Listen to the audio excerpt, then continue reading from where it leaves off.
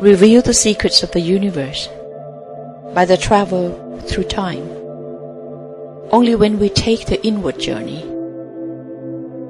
will we discover the true universe, the forgotten truth about the self, the supreme and the eternal world drama. Find your answers from the experienced traveler, Sr.Denise Lawrence, senior teacher over 40 years from Brahma Kumari's World Spiritual University. Thursday, commencing the 4th of June.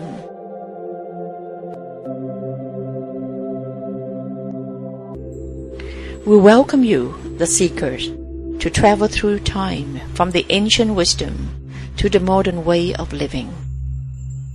The truth is that the seeker can come from many different backgrounds, living all kinds of lives. The truth is that you don't have to go anywhere. No bags to pack, but you do have to be ready to travel. Do you ever look at the sky and adorn the splendid galaxy and admire the infinity of the universe? Do you ever linger alone in the night, pondering the true meaning of life? What is the universal truth? Who am I? Where will I go after death? What am I doing here now? Relation of the universe and human answer to spirit and soul are in our inner true self and innate wisdom. Let us explore and reveal the secret of the universe to different pictures and symbols in our mind. This is the 7 keys of enlightenment of the traveler. First, the light between the eyes. Second, the alpha point. Thirdly, the silent union. Fourth, the justice of karma. Fifth, the never-ending cycle. Sixth, recognizing the time. The 7, the door to the future.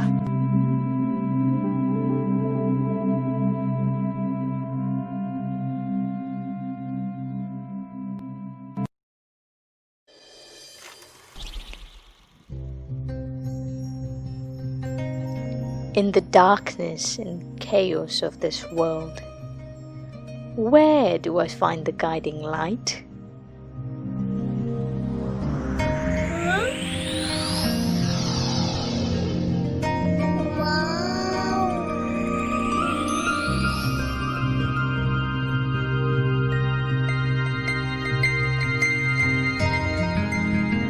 Step into the light.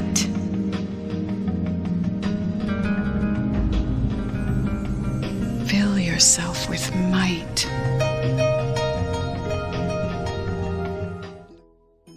Come join us on this journey to reveal the secrets of the universe.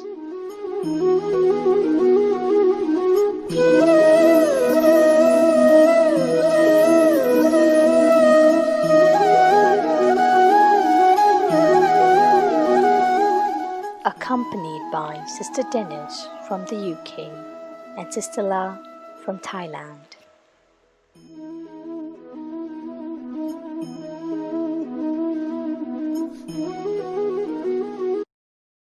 Welcome to the 5th episode of this series, The Never-Ending Cycle. I, Prajul Bhosle, will be your facilitator for this session. Today's topic is an essential one, because it will answer many of your questions and will fit most of the missing pieces in the puzzle. Many of us have thought about what happens to the human beings throughout the timeline of the universe. When did life begin and when will it end? Where did our journey start and when and where will it finish? As we know, it's the natural law of nature. Anything in the beginning is new, or when, with time, becomes old and declines in its state and needs renewal. Likewise, in the Gita, it's mentioned, when human nature comes to a decline, the Supreme comes to renew the world and establish the righteousness. and divinity once again. Today, in this session, we are going to discover the answers to the secret of time, universe, and cycle, and deeply understand the never-ending cycle with Sister Denise. For those who are joining us for the first time, Sister Denise comes from the UK, and she is a walking encyclopedia of Eastern wisdom. And the way she beautifully shares it with the modern outlook is amazing, as I've always said. She has embraced the Raja Yoga meditation by the Brahma Kumari's World Spiritual University at the age of 23. And since then, she has traveled across the globe, enlightening audiences with her unique depth of knowledge and wisdom. Sister Denise is among the few pioneer thinkers of our generation. And it's such a pleasure to have you, Sister Denise. We also have another pioneer thinker from the other side of the world, Sister La, with us from Thailand. I would invite Sister La to join us on this session. Welcome, welcome, Sister Denise. You are not only the traveler through time, but an eternal actor. You come here to play your part on the world stage. Thailand has a special spotlight shining on you now, so we can come and learn to spin the cycle with you. Watch out, we have the eternal director with us. So you leave off stage to make us learn to give respect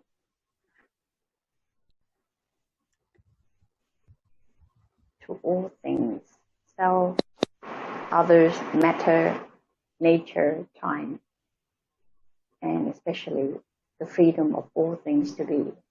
Now let us spin the wheel of time together as time moves in a cycle. With Sister Denise, we're so delighted to join the journey. Good morning, good afternoon, good evening, because we have people from all different time zones with us, and it is my great pleasure to be here once again with you all in Thailand. And yes, it is a very interesting, puzzling paradox that we know that time is cyclical. We know that time is cyclical, but yet our thinking tends to be linear.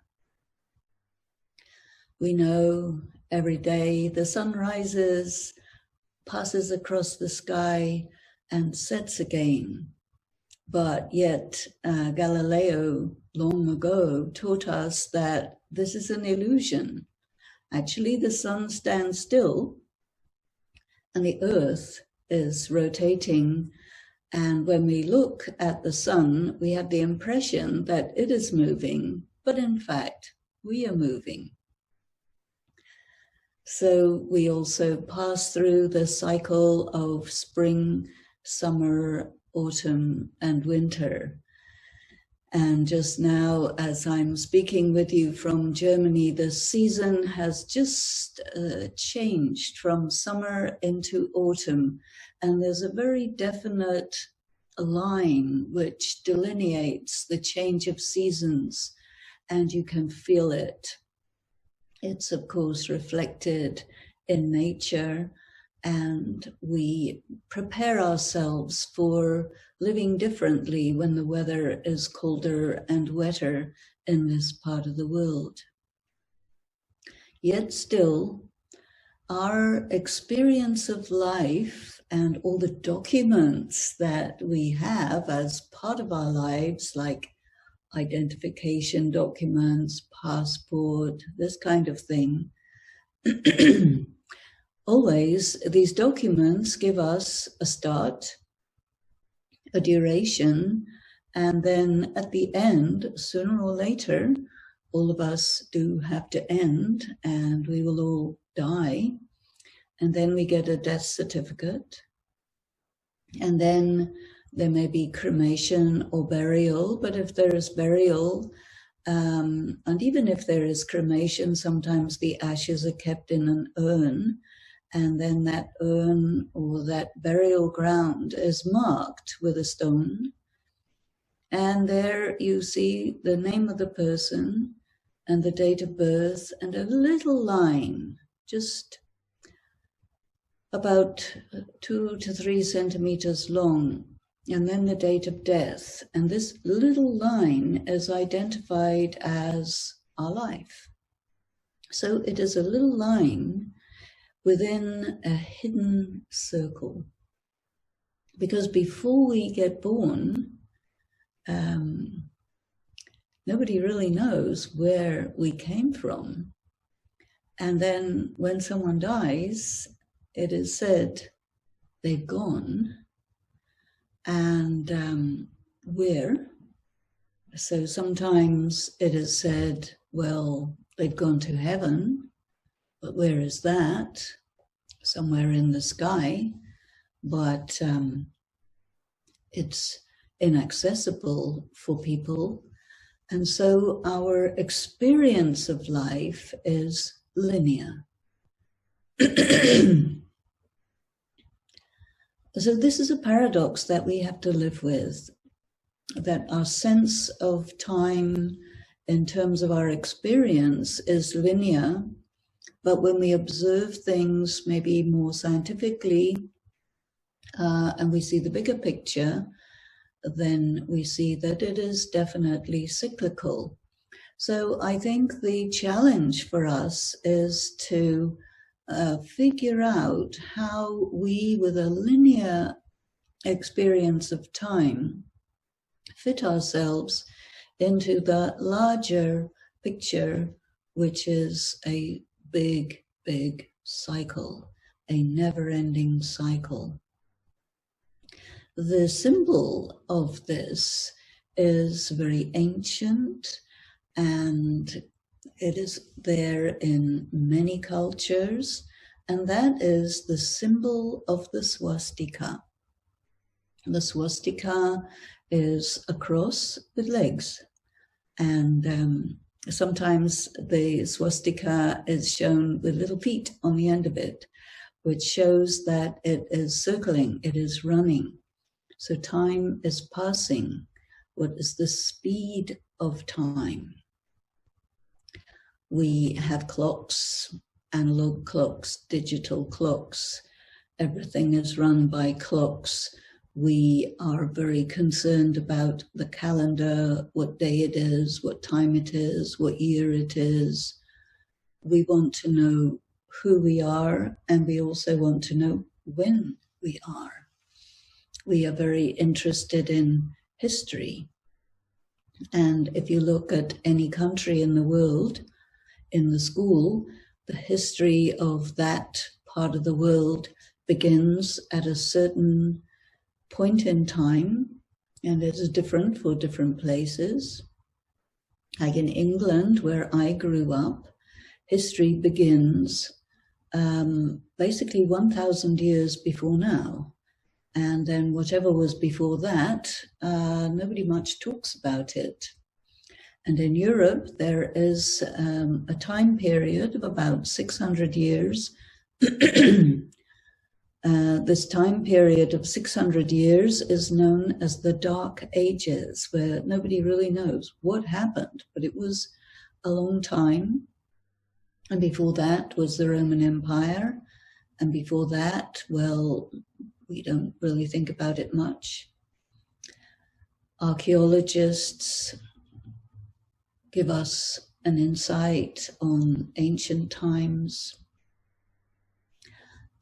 Probably the most ancient place that is generally recognized is Mohenjo-Daro. Mohenjo-Daro, an ancient civilization in Pakistan. And we also have ancient scriptures. And the most ancient scripture of all, which Sister Prajwa mentioned, is the Gita. And this is a very mysterious scripture, but is said to be the most ancient of all.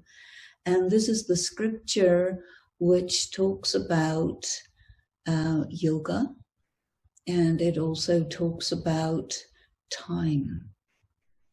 And the Bible also talks about time, basically telling us that it is something like around 6,000 years for the whole historical cycle. Then the scientific community will tell us, well, the whole cycle may be something closer to 14 billion years in the past from now, where there was a Big Bang. And maybe after another 14 billion years, there will be another Big Bang. And so we see this time period within this parentheses of two Big Bangs. But even then, even though we're looking at very large numbers in terms of time, once you put a parenthesis around that time period, then you have linear time. From 14 billion years in the past to 14 billion years in the future. And then after that, what? It is not said. So, you know, our thinking is all very linear. In astrology, the astrologers talk about the circling of the stars, and they speak about a 28,000-year cycle, which starts again every time 28,000 years passes. And their science is to read the past, present, and future according to the positioning of the stars. So there in astrology, you also do get a sense that time comes around again. And in the ancient civilization of the Mayans in Mexico, you also see a something like a 5,000-year cycle.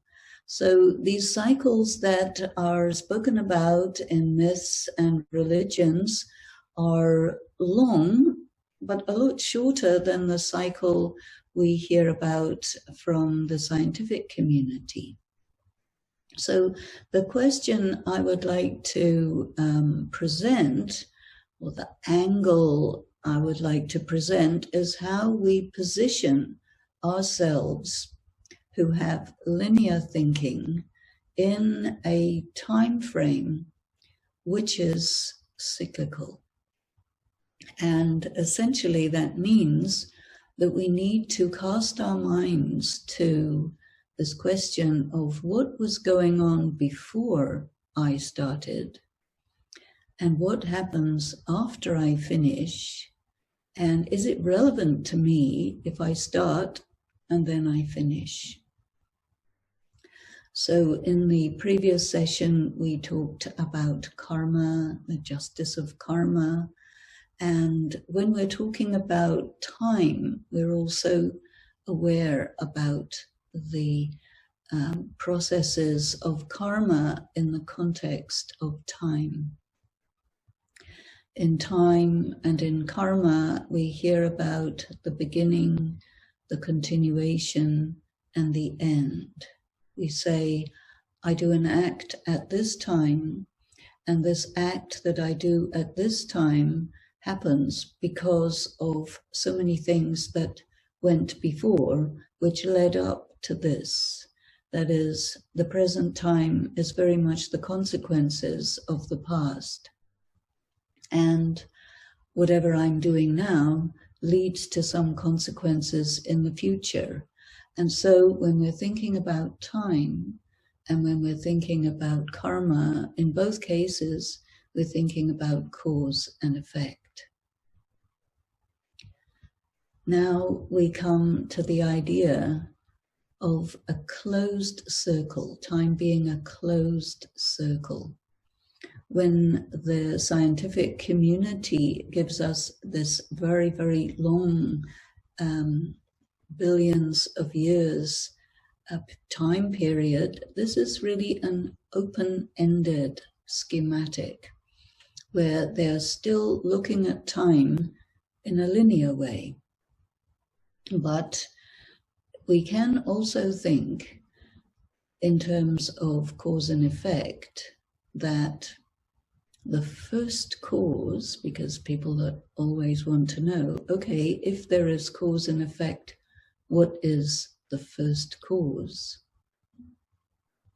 So we can say that the first cause is the same thing as the last effect. And in this way, you have a schematic of a closed circle. Now, add to this the idea of deterioration or depreciation in value. So many of us find ourselves every year faced with having to pay annual taxes. And when people put their taxation form together, there is one section concerned with a depreciation in the value of your assets so that you are taxed less because the value of your assets is reducing due to the depreciation as a result of aging. So you may have a nice new $50,000 car, which after a few years ends up having a value of about $2,000. And you're not going to pay the same tax on that car when it's old as you do when it's new. So like this, depreciation of the value of everything is part of the process of understanding the procedure of time. Because you have two things here. On the one hand, the last effect is the same as the first cause, which brings the cycle to a closed schematic. But when something is new, it's at its most perfect, most integrated state. And when it is old, it is deteriorated, it is disintegrated, it has a tendency to fall apart. And this process of loss of integrity of things also applies to people. And this results in this depreciation in the quality of life, as well as a depreciation in the quality and value of the objects around us. Now, we have another idea which interferes with this. And this is the idea of progress. In Western culture, which is the dominant culture in the world today, most of the countries are run in a system of democracy. And the system of democracy is actually based on the principle of progress. Progress means that we are evolving, and this is supported by the findings of Charles Darwin. And so the scientific community adheres to this. And so there is a widely held belief that while everything is deteriorating, at the same time, we are progressing. It's a very paradoxical situation which needs to be looked at and analyzed to see what is really happening. Are we progressing, or are we deteriorating?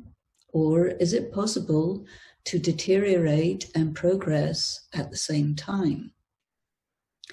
And in the people who think linearly, there's also the idea of either or. Either we are progressing or we are deteriorating. But in order for people to feel good about themselves, we must hold on to the idea of progress, because from a psychological point of view, if a person believes that every day that passes, every generation that passes, everything that is going to happen will be less good than what has happened, then it puts us into a state of depression, and then we will give up. And we cannot allow ourselves to give up. We must continue. We must continue to believe that there is hope, that we are getting somewhere, that we are advancing. And so we talk a lot about progress. And the thing that we use to really indicate that we are in a progressive world is technology. Because definitely, in terms of science and technology, we are evolving, we are progressing, and we can show the impact of technological innovation and progress in every aspect of our lives. I remember the days before there was internet, but half of the people who are living in the world today have never experienced life before the internet. They've never experienced life. They've never experienced life before television. They've never experienced life before a human being stepped on the surface of the moon. But in my lifetime, when the first man stepped on the surface of the moon, I remember everyone on Earth, wherever they were, was watching it because it was an epochal change. And every so often in time, there are big changes. So we see technological advancements in terms of communications technology, also in terms of medicine, that so many diseases that were incurable are well within the purview of science. I also remember when the first open heart surgery was performed, a heart transplant, and this was also an epochal change. Nowadays, the technological advances are so rapid and frequent that we are used to having to make these epochal shifts far more rapidly than ever happened in the ancient past. So we also have a feeling of time speeding up. From the angle of our clocks, time is moving at a constant rate. But why is it that we have an impression that time is speeding up? So my thinking about this is that the speed of time, the feeling of the speed of time, relates to the quantity of people who are on the earth and what they are doing. And the rapidity and the amount of actions that are going on within the human race, the human community, is more and more and more. Our thinking, our minds, people say, they feel their mind is racing. So something is happening to give us an impression that time is speeding up to a point where it almost as if it will burst. And so people feel stress from this. Now, I would like to look at this in a broader context. When we look at time as a cycle in terms of the ages of humanity, there are many who believe that at one time there was paradise on this earth. And there's no historical record of that, but there is a record in mythology and in poetry and the arts.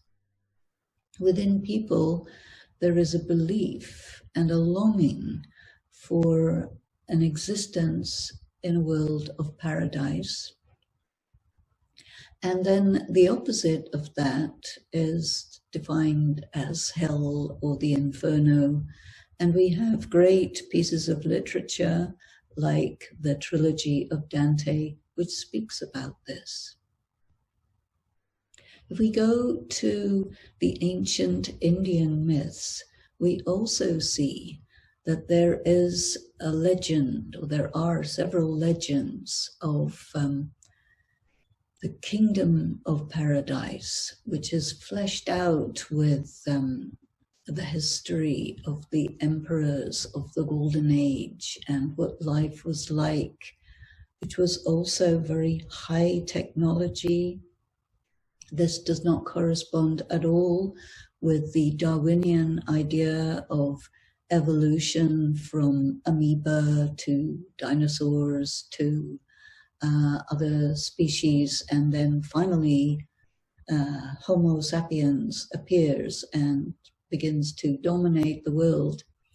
And now we are facing actually different kinds of catastrophes in terms of climate change, in terms of political instability, economic fragility, and all of this is defined as the effect of human greed, human anger, human arrogance on the social and the natural system.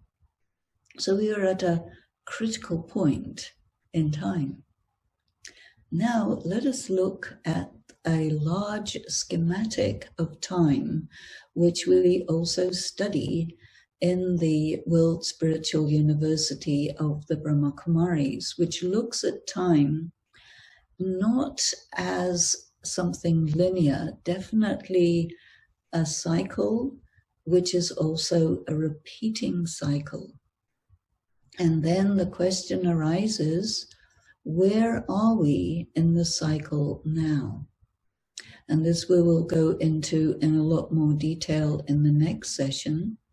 But overall, the cycle resembles to me the treble clef in music, where you're going round and then up and then down, and again round and then up and then down. And music is very symbolic. What moves us in music is when it goes to heights and to depths, and it carries us along. It really speaks to our heart. So here we see that the heart seems to be more easily resonant with this cycle of highs and lows than the more intellectual idea of progress. And we have to live with our head and our heart and work around the discrepancies. This is life. But in the big cycle that we talk about, we start the cycle, you can start anywhere, but we start the cycle at its highest point, which we call the Golden Age, where everything is new, the new creation, you can say. The idea of God as the creator of paradise is quite widespread. Nobody knows quite how that happens, but definitely this is thought of as the beginning. So in the beginning, the world was beautiful, everyone was pure, there were no illnesses, no suffering, civilization was balanced and good. And that is what we are longing for. Our nostalgia takes us to the good old days, the ancient past, and yet it is also something that we are striving for in the future. So looking at the cycle, the golden age, in the context of time, where time implies deterioration, the golden age declines and eventually becomes what we call the silver age. A little alloy has entered into the gold, and the quality of the metal, the quality of humanity, the quality of life has decreased somewhat. And then we also talk about a huge change. If you look at the image of the swastika, the arms at first are high and on the right, and then low, but still on the right. When you move the continuation of the swastika, the direction of the arms moves to the left-hand side. And in Latin, the word for the left is sinister. And in English, the word sinister means something bad, something dark, something happened that is really not good. So something happened where we shifted from the right side of existence to the left side, from the pure side to the sinister side. And this is also reflected in some traditions, like in the Bible, as a fall from grace. You hear of Adam and Eve moving from paradise, falling out of paradise, becoming aware of themselves physically, acquiring shame about their nakedness, covering themselves. And it is said that the awareness of their physicality was what cast them away from the innocence of the pure world of paradise. So then we move into that age, which we call the Copper Age. And the Copper Age means copper is now no longer a pure metal. It is a base metal, but nevertheless, the electricity passes through it very well. Anyone who is dealing in technology knows that the best conductor of electricity is gold. And so in computers, gold is used so that the signal can transfer very well. And in many ways, the soul that we are is powered by something that resembles electricity. Electricity is in the world of the physical world, but still people don't quite understand exactly what electricity is. We know what it does. And the power in the soul has to get transferred to the nervous system, which is also run by a kind of electricity. And so the relationship between the soul and the body is that the power in the soul gives life to the body.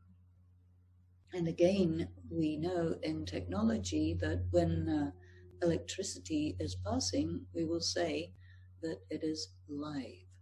So electricity is very much the sign of something being enlivened or When we go into the Copper Age, the state of consciousness, the state of civilization is drastically changed. And then there is a bifurcation in human civilization where the state of the past is no longer accessible other than in myth or in dreams or in religious stories.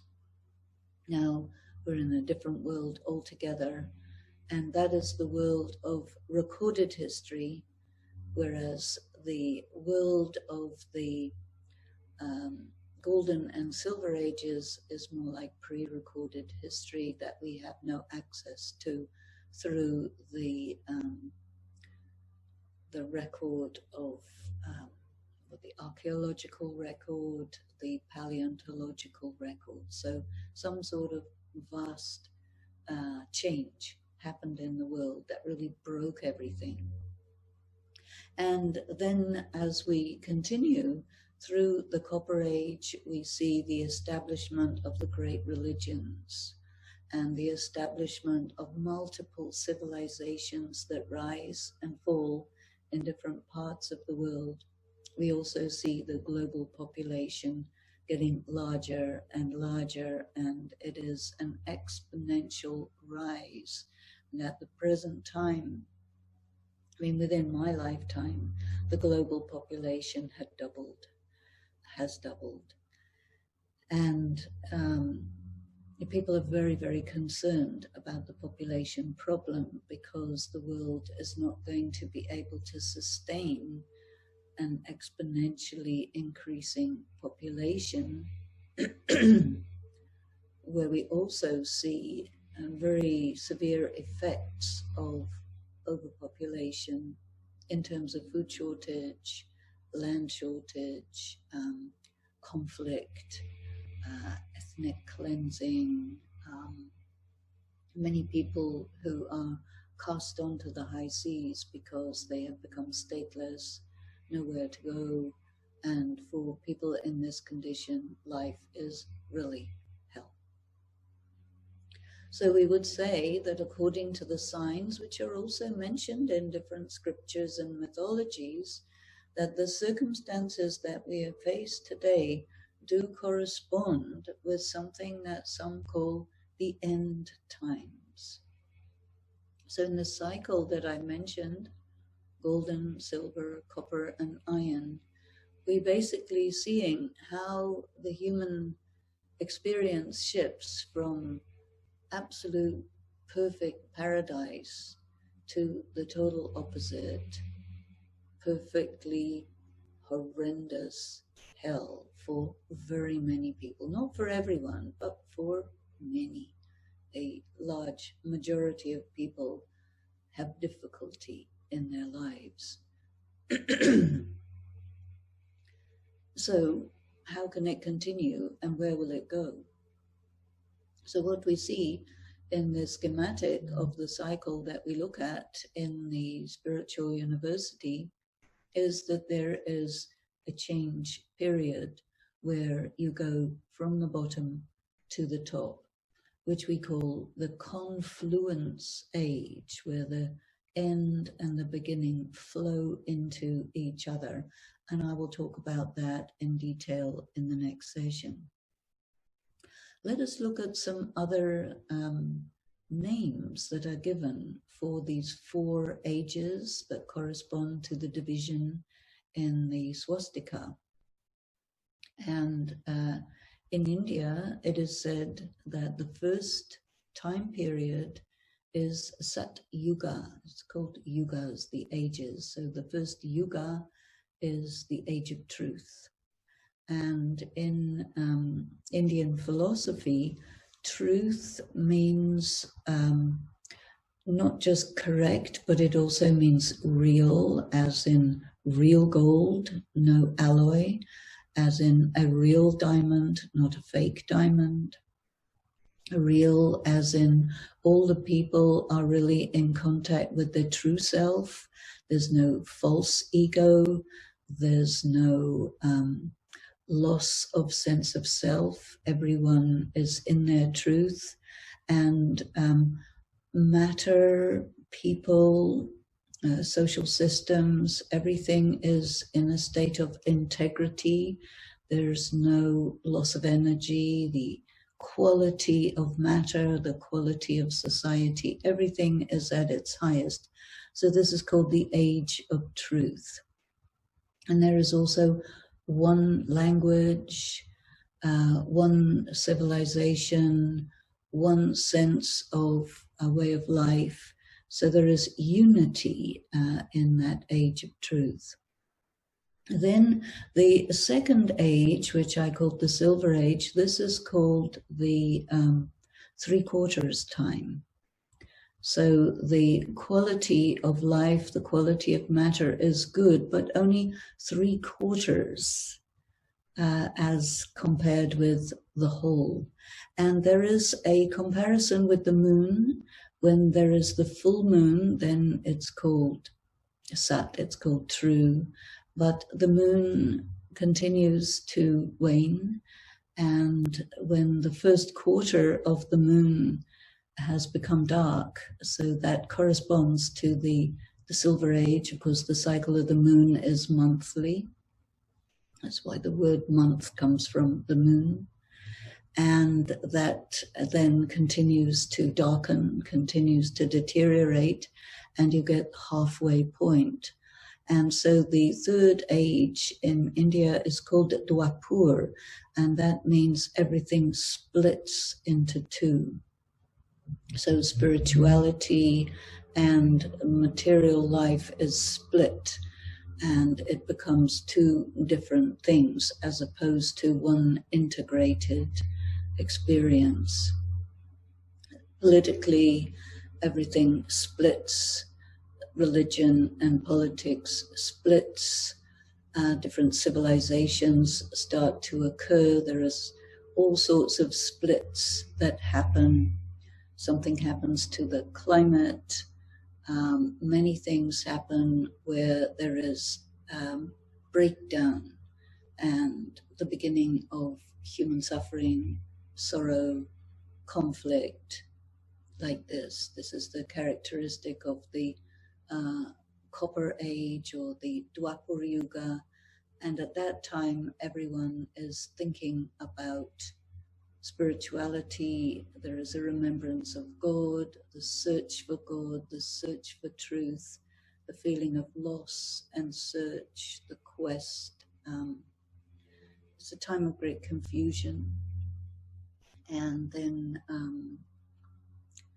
there's a continuing decline, and that decline becomes more and more rapid.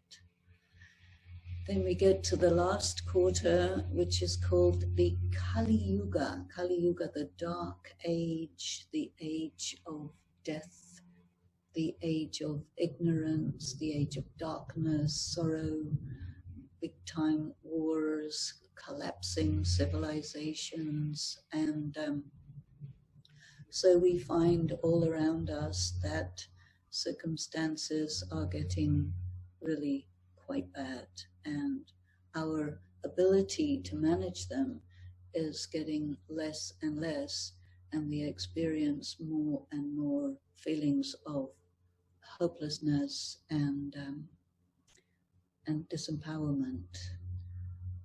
And then what? Then there has to be huge change. So I think most people feel that we are on the edge of something totally, totally different. And I also feel that. So what do we have to do in such a case, in such a situation? Of course, what we have to do is restore ourselves to our original level of empowerment, purity, love, strength. And so this is why I think the characteristic of this period of time is that everyone is very intensively searching for truth, for meaning, for spirituality, for God.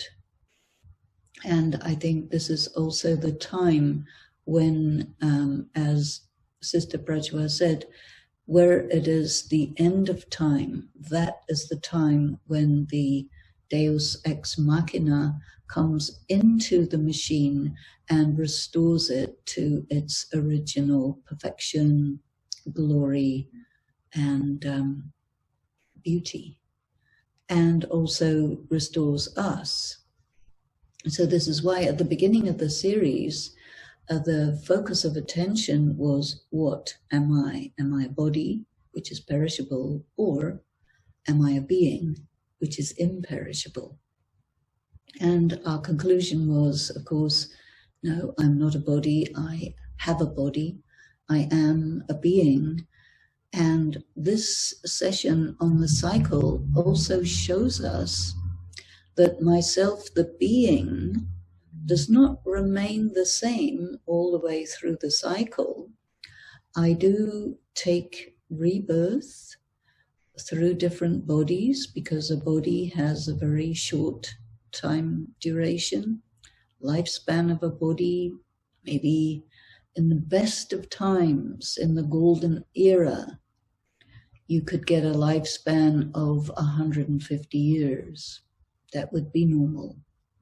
And you would not die of some accident or some illness, but you would just have a feeling that, okay, now I will go and take another birth. I will become a baby and get a new life with new parents and new family. And that is very natural because people there are soul conscious. But by the time we go to the Copper Age, the Dwapar Yuga, there's a terrible break between soul and body, and you start to think, I'm a body. And then death is something to be really afraid of, because death means the end of me, the body. And so we need to restore ourselves to soul consciousness so that we know that death is not the end. It is simply a change of clothing. The body is clothing that I put on, and it is an instrument through which I act and interact with other embodied people. And then this loss of consciousness of the soul goes more and more. The lifespan is less and less, disease, and so on. And so now we find ourselves at the end of the cycle, but also the beauty is that a new cycle is coming. A new cycle is showing itself like the pre-dawn sky is brighter and pinker, and when the sun shows itself over the horizon, people feel happiness, because our relationship with daylight, with sunshine, is very deep, and it is symbolic of our relationship with the Supreme Being, who brings us new light, a new life, a new understanding. And so we arrive at this cusp between the old cycle and the new cycle. And this is where the whole question of yoga comes into it, because yoga is the lamp whose oil has run out must get a refill so that my light of my soul can be brightened and get enough oil for me to continue to be bright until the full duration of the next cycle. And so this is where we are at this time. And so I would like to close there. I think that I have shown the way the cycle turns, but you may have some questions about it that I could maybe further elaborate on. So thank you. Om Shanti.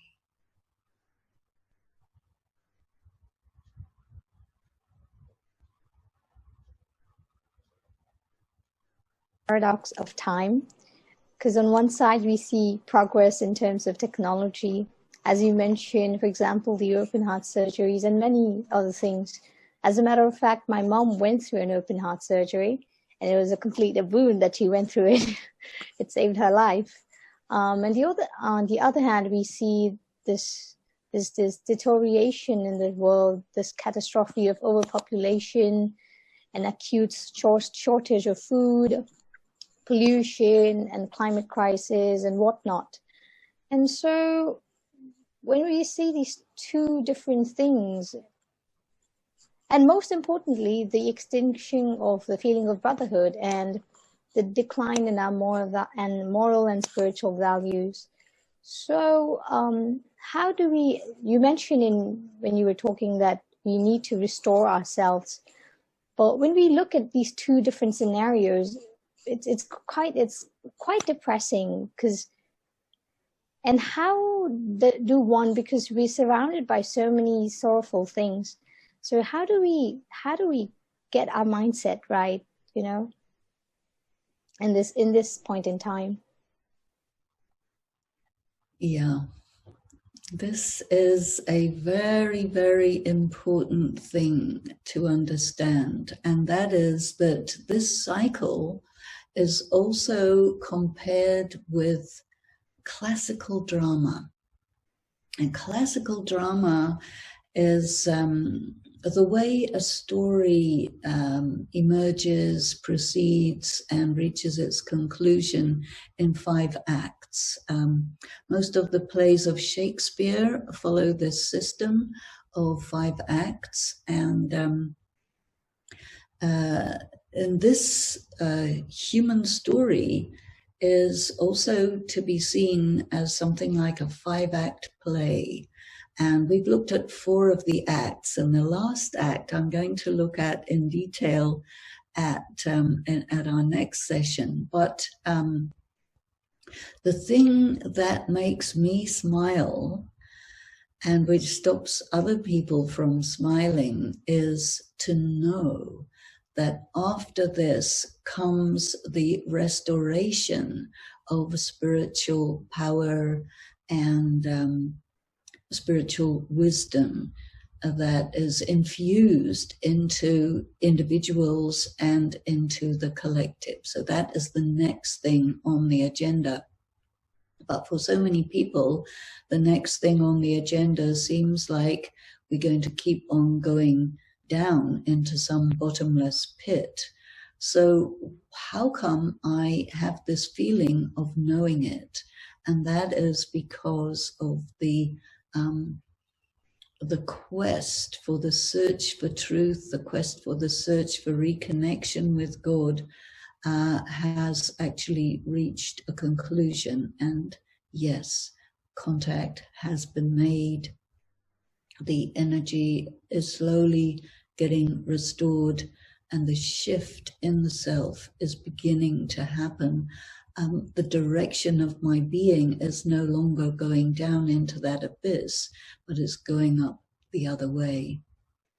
And the idea of drama is a really helpful instrument, which I'd like to just try to explain to you. Something which really bothers a person is bad things that have happened in the past, and we dwell on it, and we are afraid that the future is going to have more bad things. And this idea of drama is an idea which says, okay, it has happened, it's over, you must let it go, because now something new is happening. And whatever happened, though it might have seemed to be bad, it was actually necessary, because contained in the bad, there is a seed of good. Another way of looking at it is that, we have this saying, every cloud has a silver lining.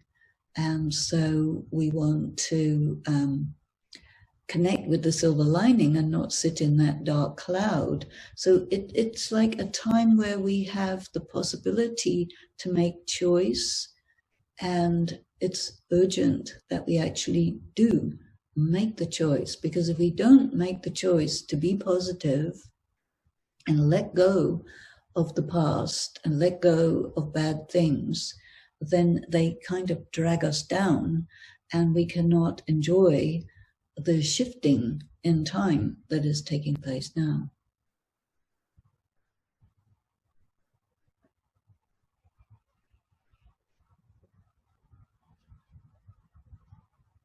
Concept of being an actor came into the picture, and as in a drama, there's like the beginning, and then there's a rise in the story, a rising action, and then the climax. And after the climax, there's a victory moment, or a new beginning, or a splendid end, whatever you call it. That was very nice to imagine. And with that, there's also this, with the drama concept, there's two different ideas that come to me. Because one is the actor awareness that I am playing a part and nobody can play my part better than me, because a specific role is meant for me. And the second thing is that I'm going to play my part and then soon things going to end. And that's it. You know, everything is going to go smoothly back again. So probably the guest awareness, I can't play my part and then go back to my original state. So do you want to say anything on that? I would. What I think is very important for me is, if I think of myself as an actor, then the part that I'm playing is actually not really me. It's just a role.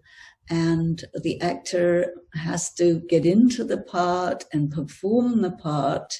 And maybe you have to be a villain, or maybe you have to be a victim, or maybe you have to be a hero. Of course, everybody wants to be a hero, but there's only one hero. You have to have victims, you have to have villains, and so on.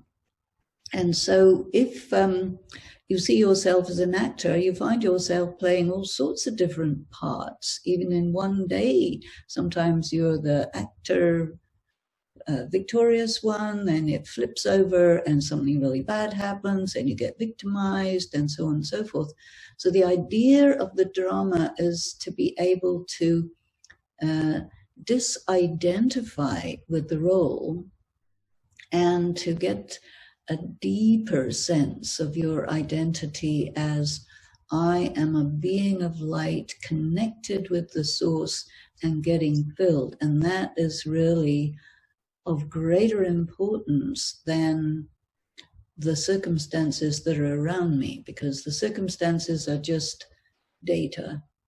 And the important thing for me as an actor getting empowered is handling the circumstances in new ways, so that I'm actually an actor all the way through, regardless of the role and the circumstances, but I'm still a hero actor, and you play your part well, whatever it is, and the audience is with you and getting inspiration from you, even if you're playing a villain or a victim or whatever. There's still something so pure, so powerful that's coming through, and this is what you want to identify with, that essential spiritual being.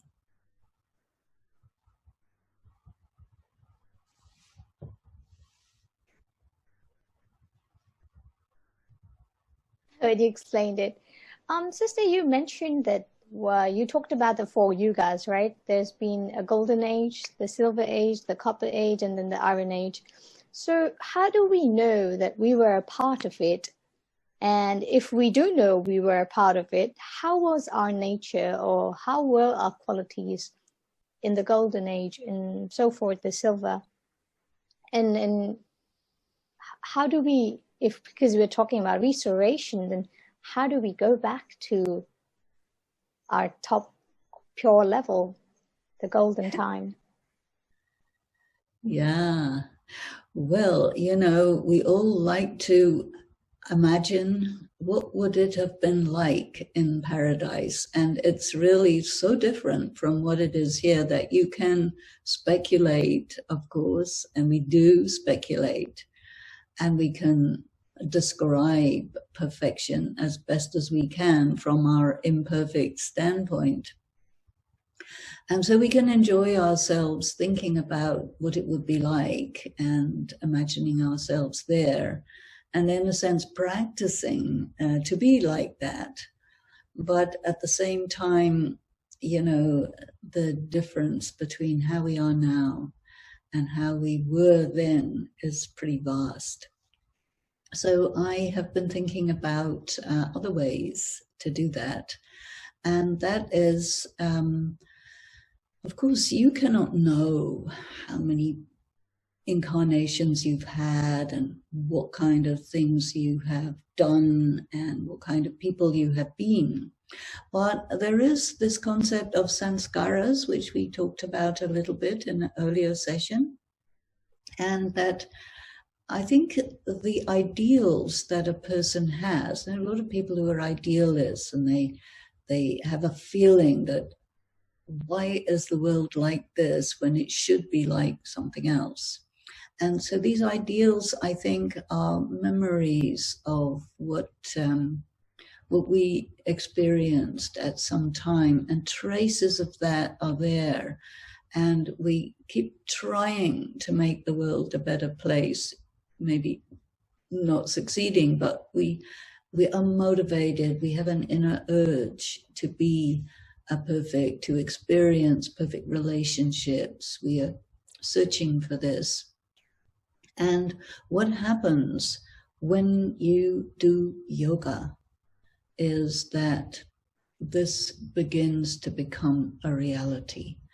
But you need quite a lot of yoga power. So you have to think about that. What tends to happen, you will have a nice experience in meditation and you will be empowered, and then it kind of drains away. So you also have to think about how to keep it in such a way it doesn't drain away, but that it builds, and that you really experience a big shift. And what we also see is that there are plenty of obstacles which are specially designed to prevent us from being successful. And this is because we need to accumulate so much inner expertise and inner strength to be able to neutralize those obstacles, overcome those obstacles, and sustain our steady state of being connected, being in our power, healing from all of our wounds. So the present period of time, which I alluded to as the confluence age, that's the time in which all of this transformation takes place. And it took a long time for us to reach this stage. So we need to give ourselves time and be patient and quite conscientious in our practice, our regular disciplines and so on, because through that we can actually reach a stable, steady stage that gets closer and closer to what that original golden age stage would have been like.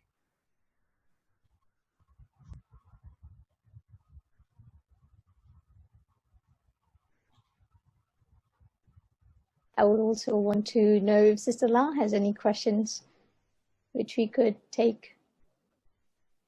Sister La? Okay. Yes, could you hear me now? Thank you very much, Sister Denise, for spinning us around the cycle. And I know that, each soul is an actor, moment by moment, breath by breath, in a costume of clay, performing forever in this unending play. For you yourself, I don't know, you have so much to look forward to at the conference age. We are at the time that we should have a lot of transformation. What is your, because past, present, and future is almost the same, but do yourself find it fun and have that kind of fond memory of the past, but which is going to happen to the future? What is your future like then, to be so happy when you smile and people will have to just look into your eyes. So what will be the best picture that you can see yourself in the future? Well, I actually I have this angle on it that whatever I will be in the future, it's like it will take care of itself. I'll get there. But what I focus on is now, because I do feel that whatever I become now, that is then the template for the future. I think that what I try to do is to really become free from false ego, and false ego comes from trauma, and trauma comes from life as we know it. It's full of all sorts of things.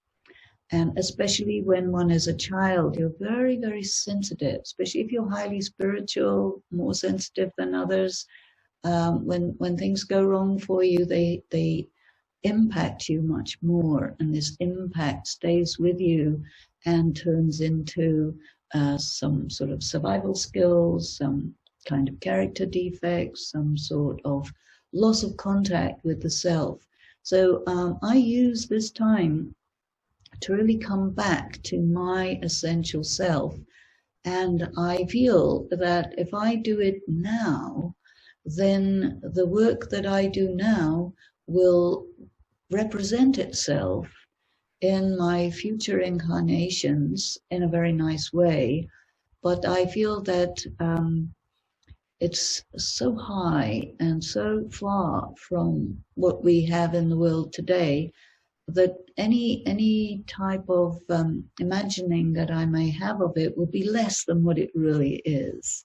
So that's why I give my full attention to, I need to be in my power now.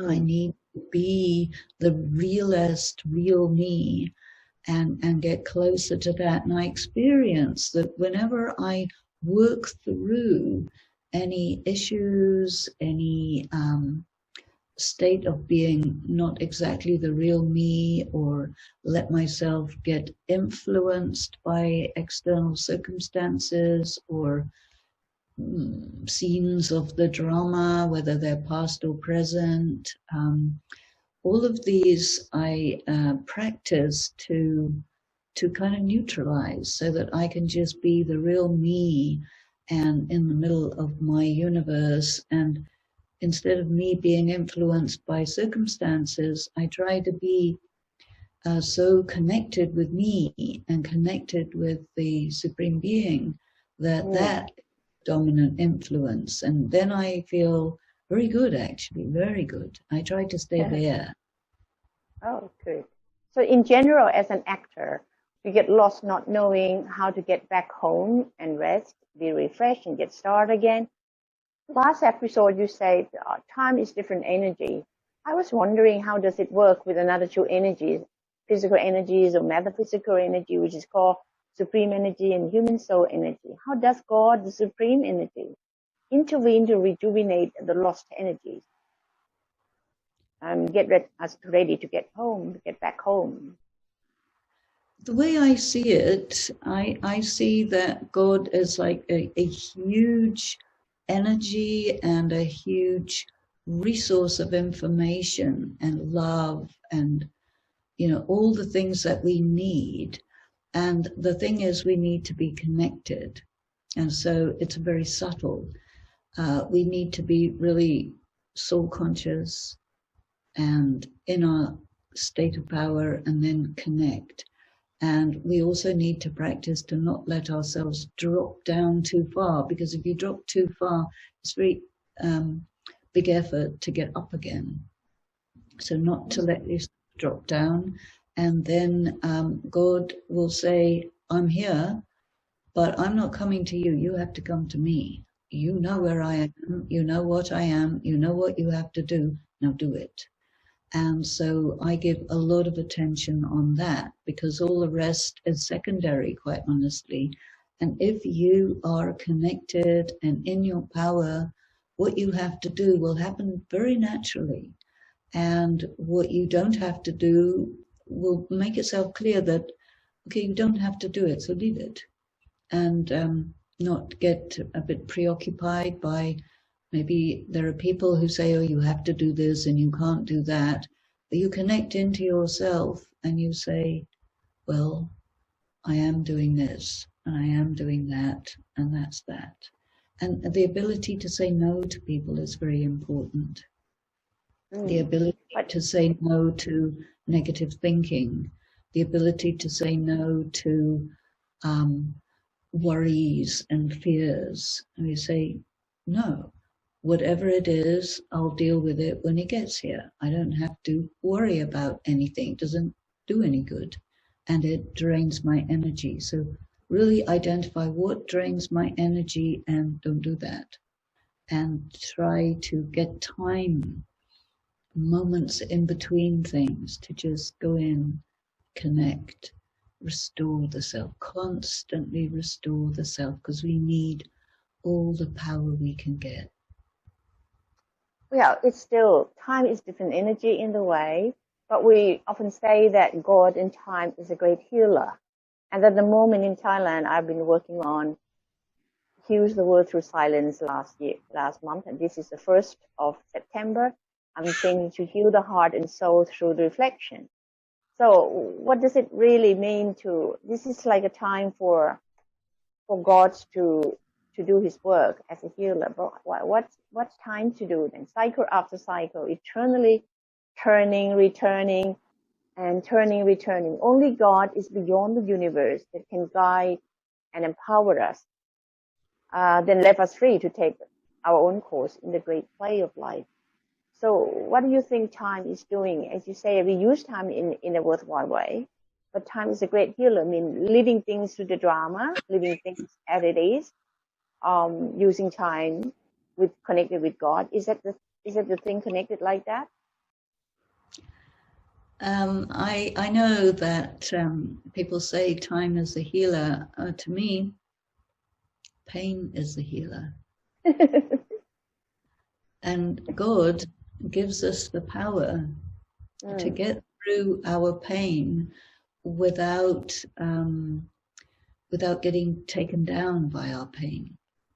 Mostly, I think we avoid our pain because we don't like pain, and pain is painful. But what we get from God is power to endure, power to actually manage negative feelings, self-doubt, pain, wounds. What God will do, I think, in my experience at least, when we're in deep meditation and we're focused and connected with God, and really the yoga is flowing, then God will break open the deep gates to the subconscious where our pain is buried, and it will allow it to come up. And he gives us the light and the power to manage that, so that all this deep poison, which is driving us in the depth of our subconscious, comes in front of us. We have to see it, we have to face it, we have to pass through it, acknowledge it, and let it go. And to me, this is how God is the healer. And we need to allow that that process of all the deeply buried wounds and pain and darkness to come up for cleaning. He's called the purifier. Purifier means clean. And so I have been working with that and finding that it's really very good. Yeah. I think you're great at that. Anyway, we kind of go into details, Sister Denise. It's just like pain is a sequence or the result of neglecting the basic principle of life. But how about you yourself learn about the principle of drama, to be the best actor, to be a hero? We at the moment we need to graduate from your lesson. You keep talking about pain, and I really agree that if you're not going through pain and suffering, we may not learn anything at all. So what is you to learn about the lesson you have, and then we can graduate from you as the best actor, if I can say, because you learn about the principle of drama. What is the principle of drama, actually? That's my question. To me, the principle of drama is that it's really all in the mind, and that you have the option to interpret it in many different ways. So the idea is to choose to interpret it in such a way that you take maximum advantage. Because the drama will present different scenes, good ones, bad ones, whatever. And when you get pulled into the scenes, you get pulled out of your power. So the principle of drama is like a test. Here's a scene where I'm going to make it look as real as real as real. And you need to be holding on to the awareness that it's actually not real. And you have to respond to the drama's attempt to get you to get pulled into it by remaining the detached observer, appreciate the scenes, and know that that is not me. And this is what this is how you get a pass mark in the exam, because the exam is, here is something that looks real.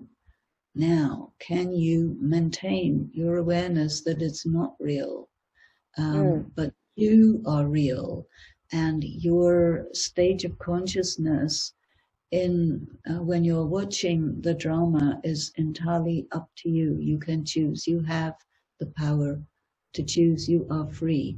Now, exercise your freedom in the face of something that wants to take you over. That's beautiful. That's leading us to up to now. Sister Denise, you know exactly what Thailand is in a way that we use the word swastika in our Thai greetings, Swaddi Club or Swadika, male or female using. But the same Swati is derived from the word Sanskrit, swastika. So I'm really happy to really use the symbol or this image to help me, to remind me that, we need to be understand auspiciousness, good luck, and well-being in using this term. So thank again for this icon using swastika to open up the episode 5 into the cycle of time. So nothing I can say it again, Sister Denise. It's so much that we learn from you. And is there anything else, Sister Pachwa, want to just add on? And I know that we really will take so much time of you. This month we have to finish episode 6 and episode 7, and you keep telling later on we're going to go into more detail of the importance of time. So I'm looking forward to that. Thank you again. And I just want to put my palm together, and this is Thai greeting, Sawadika. So it's just greetings, and also say goodbye to you. Thank you again for being with us today. Yep, thank you, Sister Denise. Swadika, that's how we say namaste as well. And it was a very beautiful note to end on, because people say often that whatever happens, happens for good. So in a sense, drama is beneficial. But I am I'm a detached observer, and it's in my hand. I have a freedom of choice to choose whether I want to watch as a detached observer the illusions, and that's where I have to choose if I have to stay true to my state or then go down the spiral of what's ever happening in the illusions.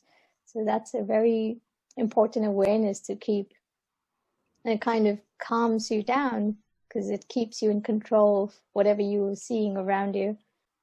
So that was very nice. And thank you. You're both of you, when you're talking a lot of insightful things came out. So that's very nice. With that, so see you both next Thursday on the important recognizing the time. Next Thursday. Thank you very much. A few words we want to end up in like a commentary. Just be still. Just can give us the vibration of that being with us into like 2-3 more minutes, and then we want to just wrap up the few words of wisdom of this never-ending cycle. Thank you again, everyone.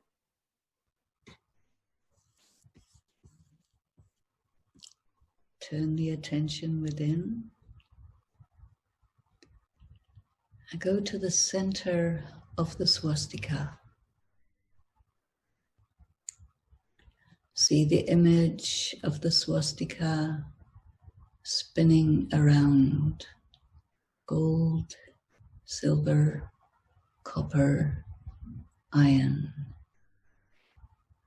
Perfect, 3/4, half, 1/4, nothing, then full.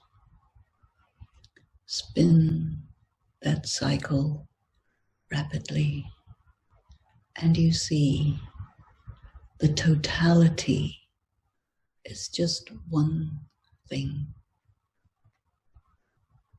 Light divides into 7 colors through a prism, and the soul also is divided into the 4 stages. When you spin the swastika around yourself, it becomes white light.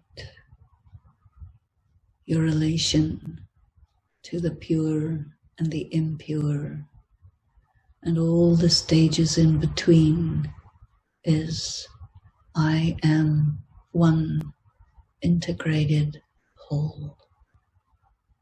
I am me, and the totality of me is pure, powerful, peaceful.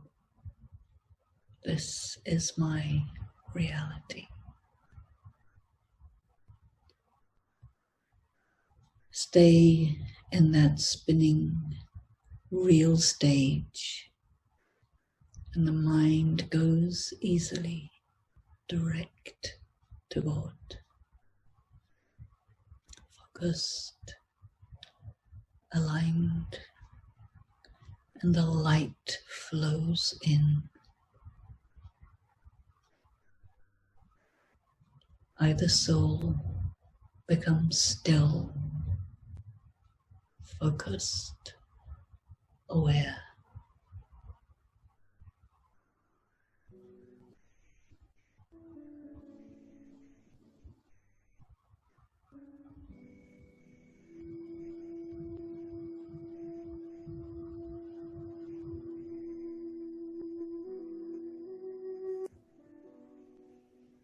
I am spinning like the universe, spinning and totally stable.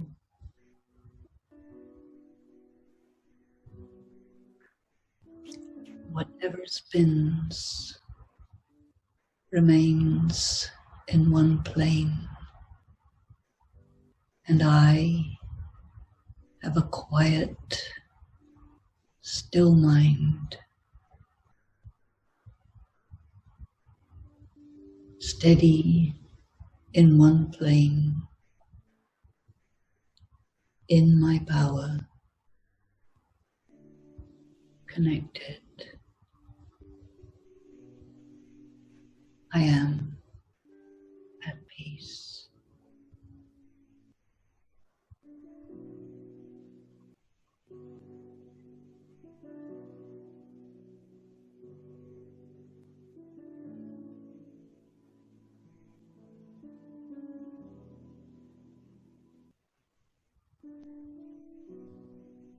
Om.